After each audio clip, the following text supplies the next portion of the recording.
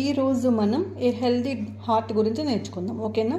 First one, be physically active. ఫిజికల్గా యాక్టివ్గా ఉండాలి.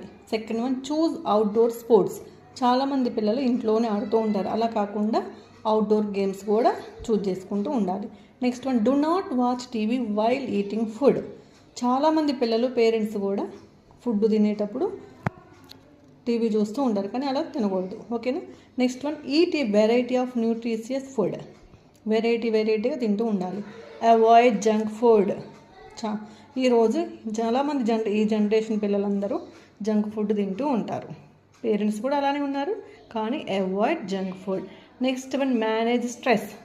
చిన్న వాటికి కోపం వస్తూ ఉంటుంది. అలా రాకుండా మేనేజ్ స్ట్రెస్ని కంట్రోల్లో ఉంచుకుంటూ ఉండాలి.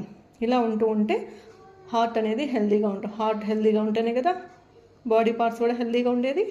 ఓకేనా? Be careful.